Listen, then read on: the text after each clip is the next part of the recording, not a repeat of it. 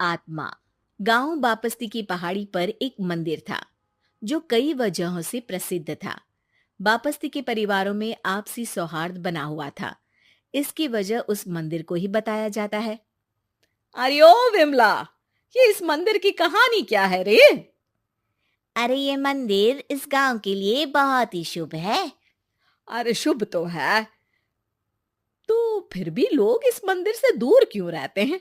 ये इतना वीरान क्यों रहता है? अरे बड़े बुजुर्ग कहते हैं कि मंदिर में आत्माओं का राज है जो लोगों की मदद करते हैं, लेकिन मंदिर से सभी को दूर भी रखते हैं। अरे ये कैसी आत्माएं हैं जो लोगों की मदद भी करते हैं और लोगों को मंदिर से दूर भी रखते हैं? अरे यही चलता आया है यहाँ पर, इसीलिए कोई कुछ बोलता नहीं। क्योंकि जिसके घर में कोई भी परेशानी होती है तो बताते हैं कि इस मंदिर से उन्हें मदद मिलती है। अरे वाह, ये तो अच्छी बात है। तभी इस गांव में इतनी खुशहाली दिखती है। तभी बाहर किसी की चीखने चिल्लाने की आवाज आती है। दोनों बाहर निकलती हैं तो देखती हैं कि गांव के एक बुजुर्ग रो रहे हैं क्योंकि शहर से उन्हें कोई बुरी खबर मिली है। अरे क्या हुआ चच्चा, रो क्यों रहे हो आप? हाँ चाचा, बताओ ना, हुआ क्या? अरे क्या बताऊं बेटे, मेरा बेटा शहर गया हुआ था कमाने, लेकिन आज खबर मिली है कि उसका एक्सीडेंट हो गया। वो अस्पताल में भर्ती है। अरे तो इसमें परेशान होने की क्या बात है चाचा, जाओ शहर और बेटे का इलाज करवाओ। हाँ चाचा, विमला सही कह रही है। आप शहर जाओ और इलाज करवाओ। अरे कैसे इलाज करवाऊं, अभी पैसे नहीं है और शहर के अस्पतालों में इलाज का खर्चा लाखों में आता है। अरे चाचा, भगवान पर भरोसा रखो, कहीं ना कहीं से मदद जरूर मिल जाएगी। बस आज का दिन कैसे भी काट लो। अरे अब तो बेटा थोड़ा समय काटना भी मुश्किल होता जा रहा है। देख कमला, तू ही समझा चाचा को। अरे पैसों का कहीं ना कहीं से इंतजाम तो जरूर हो जाएगा। अरे चच्चा, जब विमला कह रही है तो थोड़ा उस पर भी भरोसा रखो। चलो आपको घर छोड़कर आ जाती हूँ। उसके बाद कमला उन बुजुर्ग को लेकर चली जाती है और विमला मंदिर की ओर चली जाती है। विमला मंदिर की सीढ़ियों पर चढ़ते हुए दूर से नजर आती है। उसके बाद वो आंखों से ओझल हो जाती है। उसी रात उस बुजुर्ग के घर के बाहर एक थैला रखा हुआ मिला। बुजुर्ग उस थैले को देखते ही चौंक पड़ा क्योंकि उसमें 5 लाख रुपए रखे हुए थे। वो बुजुर्ग सुबह दौड़ा दौड़ा गांव के दूसरे बुजुर्गों के पास गया। और मंगल भाई सुनो, मेरे घर के बाहर ये पैसों से भरा बैग रखा हुआ मिला है। अरे किसका है ये भाई? अरे भैया, मुझे क्या पता। तभी उधर से कमला और विमला निकलती हैं। अरे बेटा सुन तो, देख ये क्या रखा हुआ था मेरे घर के सामने। कमला और विमला हैरानी से देखती हैं। अरे वाह, देख विमला, तूने कहा था ना कि कोई ना कोई मदद जरूर करेगा। अरे भगवान सबकी मदद करते हैं, ये पैसों की मदद भी भगवान ने ही भेजी है। और क्या। अब चच्चा सोच क्या रहे हो, शहर जाओ और बेटे का इलाज करवाओ। ठीक है बेटियों, जो तुम कहो। चलो निकलता हूँ शहर बेटे का इलाज करवाने के लिए। अरे विमला, एक बात तो बता, ये इन्हें मिले तो कैसे मिले पैसे? अरे मैं ना कहती थी कि ये मंदिर सबकी मुसीबतों में मदद भेजता है। अरे वाकई बड़ी पुण्य आत्मा है मंदिर में। सो तो है, लेकिन उनके बारे में लोगों को कम ही पता है। अच्छा, और तुम्हें क्या पता है? अ, जितना पता था वो तो बता दिया। ना रे ना, मैं नहीं मानती। तू कुछ तो छिपा रही है। अरे कुछ ना छिपा रही, जो पता था वो बता दिया। मंदिर से लोगों को मदद मिलती है, बस इतना ही पता है। ठीक है बाबा, अब नहीं पूछूंगी। इसके बाद उसी रात कमला चुपचाप अपने कमरे से निकलती है और मंदिर की ओर चल पड़ती है। कमला धीरे धीरे मंदिर के दरवाजे पर पहुंचती है। अंदर से हल्की हल्की रोशनी आ रही थी। इसके बाद जो वो देखती है वो हैरान रह जाती है। कमला इसके बाद तेजी से वापस लौट आती है। दूसरे दिन सुबह सुबह। अरे विमला, तू तो छिपी रुस्तम निकली। है? ऐसा क्या छिपा लिया मैंने? अरे तूने तो भनक ही नहीं लगने दी और चाचा की मदद भी कर दी। हैं? ये क्या कह रही हो? ऐसा कैसे कह सकती हो तुम? मैंने कोई मदद वदद नहीं की। अरे सब पता है मुझे, कल रात मैं गई थी मंदिर। तो क्या देखा? अरे तुम्हारा पति और कुछ लोग वहां दिखे। बोरियों में नोट भरे हुए थे और सभी नोट गिनने में लगे हुए थे। तो तुम्हें क्या लगा? वो क्या कर रहे थे? अरे मैं समझ गई कि वो लोग कहीं से डकैती कर पैसे लेकर यहाँ मंदिर के पीछे छिपाते हैं। अब जब तुम जान ही गई हो तो बता देती हूँ, लेकिन ये बात किसी को पता नहीं लगनी चाहिए। मेरे पति डकैती नहीं डालते हैं, बस उन लोगों से पैसे छीनते हैं जिन्होंने गलत तरीके से पैसे बनाए हैं। और फिर लोगों की मदद करते हैं। यही है वो पुण्य आत्माएं जो लोगों को मदद पहुंचाती है। अब समझी? हाँ, अब समझी उन पुण्य आत्माओं का चक्कर। सही है। करते रहो मदद, लेकिन सावधानी से, मेरी तरह कोई और ना पहुंच जाए। कर बहू। कल ये तेरी बीवी फोन सब्जी की दुकान में भुलाई। वो तो भला है कि पहले भी 5 बार भूल चुकी है, तो लोगों को पता है कि ये मोबाइल तेरी बीवी का ही है। अरे तो कौन सा आईफोन है जो लोग दबा लेंगे? 2 कौड़ी का फोन है, न लाइट चलती है, न आवाज आती है। बस नाम का फोन है, ये नाम का। अरे नाम के फोन पर तो घंटों पंचायत करती है, न जाने क्या काम होता है। अरे कौन से शहर बाजार में तू काम करती है? बहू सास से जीत तो सकती नहीं थी, वहीं से चली जाती है। लेकिन हाँ, भूलने की आदत उसकी अब भी रहती है। सुनो, नहाने जा रहा हूँ, ऑफिस के लिए देर हो रही है, तो जरा ये शर्ट प्रेस कर देना। और हाँ प्लीज, और कोई शर्ट धुली नहीं है तो थोड़ा ध्यान से करना, ठीक है? अरे हाँ हाँ पता है, हर बात पर सिखाया मत कीजिए।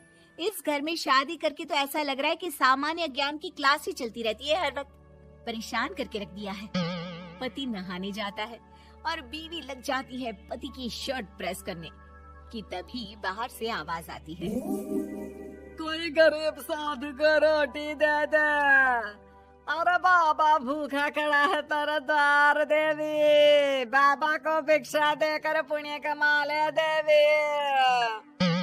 ओहो, ये तो पुण्य की बात है कि बाबा दरवाजे खड़ा है। अब इसकी आवाज सासू माँ को सुनाई नहीं देगी, लेकिन मैं और ये कमरे में हल्के से बात कर ले तो क्या, अरे घूसी चली आती है। चलो पहले बाबा को ये रोटी दे देती हूँ। अब क्या था, रिंग की जाती है बाबा को रोटी देने, लेकिन पीछे छोड़ जाती है पति की शर्ट के ऊपर प्रेस, वो भी गर्मा गर्म। अरे बाबा रोटी तो ले लो, बस ये बता दो कि मेरी किस्मत कब जगेगी। ससुराल में हालात टेबल टेनिस के बॉल की तरह हो गए हैं। कभी कोई इधर फेंकता है तो कभी कोई उधर फेंकता है, कोई इधर मारकर उधर फेंक देता है। समझ में ही नहीं आ रहा कि ये भूलने की आदत कैसे ठीक होगी। कोई उपाय हो तो बता दो ना बाबा। बाबा घर के अंदर देखते हैं तो 1 घंटे बाद टीवी पर गजनी फिल्म शुरू होने वाली होती है। याद है ना, गजनी फिल्म जिसमें आमिर खान को भूलने की बीमारी होती है और वो हर बात को लिख कर याद रखता है। अरे बेटे, हम बाबा हैं, हर किसी सवाल और जीवन में दुख परेशानी का निजात है हमारे पास। तुम एक काम करो, 1 घंटे बाद टेलीविजन के सामने बैठ जाना और जो फिल्म देख रही हो ना देख लेना, तुम्हें तुम्हारे सारे सवालों के जवाब मिल जाएंगे। अलग निरंजन, निकालो खाना, सलाह देने की दक्षिणा भी। अरे बाबा, जीवन से ये वाली समस्या खत्म हो जाए तो समझिए मेरे घर से आपका लंच पैक शुरू, वो भी बिल्कुल फ्री में। तभी अंदर से पति के जोर जोर से चीखने की आवाज आती है। अरे क्या मजाक बना रखा है तुमने? ये क्या है, पूरी शर्ट जला दी। तंग आ गया हूँ मैं तुम्हारी भूलने की आदत से। हे भगवान, ये मेरा गधा जैसा बेटा सारा दिन जितनी कमाई नहीं करता उतना तो ये लड़की नुकसान करवा देती है। बाबा, लग रहा है कि कोई कांड हो गया है अंदर मुझसे। अच्छा, मैं ना 1 घंटे बाद बैठ जाऊंगी फिल्म देखने। विदा लीजिए अब तो आप। जैसे ही वो घर के अंदर जाती है, सामने पति खड़ा होता है फटी शर्ट पहनकर। ओह, माफ करिए, वो पापा आ गए थे दक्षिणा के लिए। अब कर्म और धर्म का लेखा जोखा भी तो संभालना है ना जीवन में। तभी तो चली गई थी उन्हें रोटी देने। वैसे खुशी की बात है, बाबा ने कहा है कि 1 घंटे बाद टीवी देखना, और टीवी देखते ही मेरी ये बीमारी का निजात निकल जाएगा। हाँ हाँ, और जो नुकसान हो गया है यहाँ, वो क्या तेरा जोगी बाबा भरेंगे? देखिए प्लीज, शर्ट बदल लीजिए ना। नहीं, आज तो मैं ऐसे ही जाऊंगा, ताकि लोगों को भी पता चले कि कैसी भुलक्कड़ बीवी के साथ निभा रहा हूँ मैं। शुक्र मानो कि छोड़ा नहीं है तुमको। पति की ये बात तो अब रिंकी के तन बदन में लग जाती है। वो सोच लेती है कि अब किसी भी हालत में वो अपनी ये भुलक्कड़पन की बीमारी को खत्म करेगी। फिर क्या था, पति तो फटी शर्ट पहनकर चला जाता है, और 1 घंटे बाद बहू कमरे में सो रही होती है कि सास आ जाती है। अरे भुलक्कड़, तुझे तो फर्क नहीं पड़ता, लेकिन हम लोग परेशान हो चुके हैं। जा, तेरा बाबा बोल रहा था ना 1 घंटे बाद टीवी देखना, तो जा देख, क्या पता कुछ सुधार हो जाए। बहू टीवी खोलती है तो सामने चल रही होती है गजनी फिल्म, जिसमें आमिर खान शरीर में या दीवार में लिखकर अपनी चीजों को याद रखता था। उत्तरी, वाह, ये तो सच में बड़ा सही आइडिया है। इससे मुझे याद रहेगा कि क्या करना है और क्या नहीं। अब तो मैं भी सब सीख लिया करूंगी। वो टीवी बंद करके किचन में जाती है कि सास की आवाज आती है। अरे तेरी बुआ सास आ रही है, खाना बना लेना उसके लिए भी। जी माँ जी, बिल्कुल बना लूंगी। और सुन, वो कल वाला जो आटा बचा था ना, उसकी 2 रोटी बुआ सास के लिए बना देना। आटा पड़ा पड़ा खराब ही हो रहा है। बहू फटाफट रोटी बनाती है, लेकिन तभी उसे ध्यान आता है कि बुआ सास की रोटी तो पुराने आटे से बनानी थी। वो पुराना आटा लेकर रोटी बनाकर उस पर पेन से लिख देती है, पुराने आटे की रोटी बुआ जी के लिए। अरे, क्या बन रहा है खाने में? भाभी, आपकी बहू की क्या हाल है?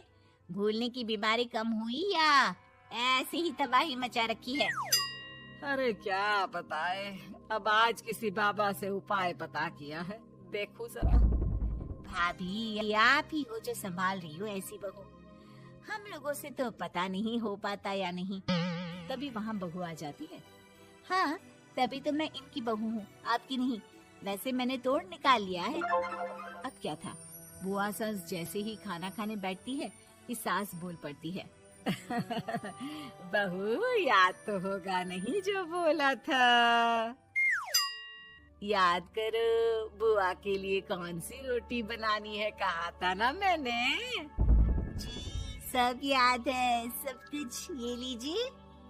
लेकिन जैसे ही बुआ सास की रोटी उनकी प्लेट में आती है, वो जोर जोर से चिल्लाने लगती है। अच्छा, तो ये टोटका बताया है तेरे बाबा ने, जो कुछ भूलो लिख लो, क्यों?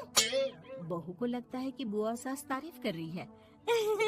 अब क्या करे, याद रखने के लिए कुछ न कुछ तो करना होगा ना, वरना रोज रोज ताने बोलियां खा खा कर तो मैं परेशान हो गई थी। तो क्या कहा तेरी सास ने? बासी आटे की रोटी बुआ सास के लिए? बाबा, अरे हाय, कैसी बात कर रही हो ना नदरानी, मैं ऐसा क्यों बोलूंगी? ऐसे आपको कैसे पता चला? क्योंकि तेरी भुलक्कड़ बहू ने ये लिखा है। बहू सबके सामने वो रोटी रख देती है जिसमें लिखा होता है, बुआ सास की रोटी बासी आटे की। सास। गीता एक गांव की लड़की है और उसकी शादी शहर में विपुल से हो जाती है। गीता की सास सविता बहुत पढ़ी लिखी और मॉडर्न महिला है। शादी के कुछ दिन बाद, गीता, तुम आज शाम को तैयार रहना, हम डिनर बाहर ही करेंगे। इसकी क्या जरूरत है जी, मैं घर पर ही खीर पूरी बना लूंगी। अरे नहीं नहीं, खीर पूरी वाला डिनर नहीं, हम कुछ साउथ इंडियन और चाइनीज खाएंगे। ठीक है, मैं तैयार होकर आपसे मिलूंगी। विपुल अपने ऑफिस चला जाता है। अरे बाप रे, ये क्या खाना होता है? हमारे गांव में तो मैंने कभी ऐसे नाम भी नहीं सुने। चलो शाम को जाकर देख लूंगी। शाम को विपुल आता है और गीता विपुल के सामने आकर खड़ी हो जाती है। देखो जी, आपके आने से पहले ही मैं तैयार होकर बैठी हूँ। अरे ऐसे कौन तैयार होता है? क्या हुआ जी? मैंने लाल रंग की अच्छी सी साड़ी तो पहनी है, इसमें क्या कमी है? ये सारे बाल तुमने सिंदूर से रंग लिए हैं और इतनी मांग क्यों भरी है? अरे आईने में जाकर अपने होंठ देखो, कैसी लिपस्टिक लगाई है। और ये कपड़े देखो अपने, जाओ जाकर बदल कर आओ। हाँ, तो क्या पहन कर आऊं? जो मर्जी पहन लो। वैसे भी अब मैं कहीं नहीं जा रहा, बना लो यहीं पर खाना। दोनों खाना खाकर सो जाते हैं। अगली सुबह विपुल, कल तुम कहीं बाहर जाने वाले थे ना? हाँ, जाने वाला तो था, लेकिन मॉम आपने भी पता नहीं किस गंवार को मेरे साथ बांध दिया है। गुप्ता जी ने बोला था कि बहुत बढ़िया लड़की है, लेकिन ये तो मरा हुआ सांप गले में लटका लिया है। मॉम, मैं मेरे दोस्तों के सामने भी इसे नहीं ले जा सकता, क्योंकि अगर किसी ने इसे देख लिया तो मैं दोबारा मुंह दिखाने के लायक नहीं रहूंगा। ए जी, क्या मैं इतनी बुरी हूँ? पहले तो अपना नाम देखो कि क्या नाम है। इतना ओल्ड नेम, गीता। तो नाम तो बदला भी जा सकता है। मैं तो तुझे ही बदलना चाहती हूँ। मेरा बस चले तो तुझे आज ही बदल दूं। माँ जी, आप ऐसा क्यों कह रही हो? अरे चल हट गंवार कहीं की। खबरदार अगर मुझे माँ जी कहा तो। अभी तो मैं इतनी हॉट और जवान हूँ और तूने मुझे बुढ़िया बना दिया। माँ, मैं तो ऑफिस जा रहा हूँ, थक गया इससे। विपुल ऑफिस चला जाता है और सविता शाम को अपने कुछ कपड़े गीता को देती है। गीता, आज तुम्हें आखिरी मौका दिया जा रहा है। अगर तुमने कोई गड़बड़ की तो मैं तुम्हें घर से निकाल दूंगी। ये कपड़े पहनकर बाहर आ जाओ। ये तो जीन्स है माँ जी।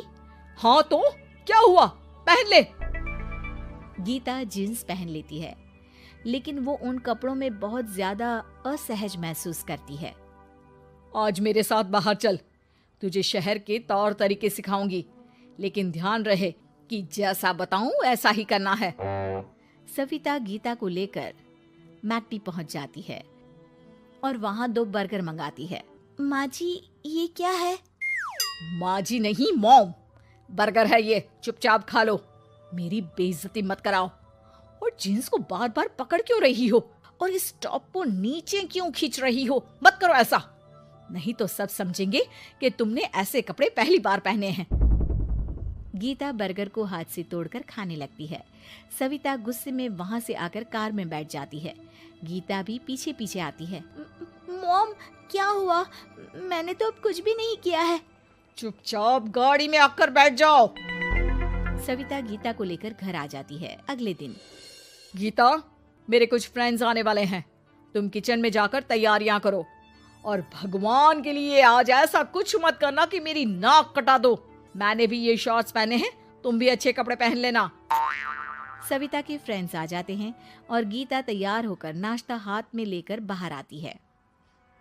इस कमार ने ये क्या पहन लिया? गीता ने एक शादी वाला लहंगा पहना है और वो उसको संभाल नहीं पा रही है, जिसकी वजह से वो नीचे गिर जाती है। सारी फ्रेंड्स हंसने लगती है। सविता ने गीता को कस के 2 थप्पड़ लगा दिए और उसे हमेशा के लिए घर से निकाल दिया।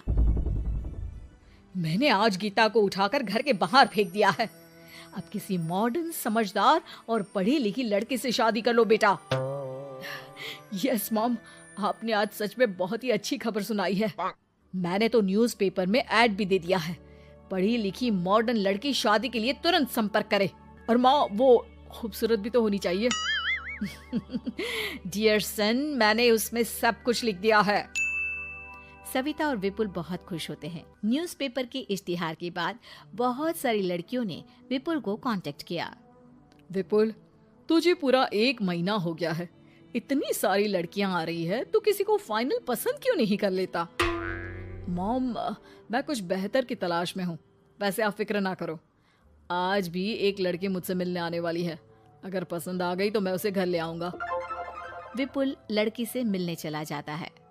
कैफे में विपुल जाकर बैठ जाता है और देखता है कि बहुत ही खूबसूरत लड़की नैना सामने से आ रही है।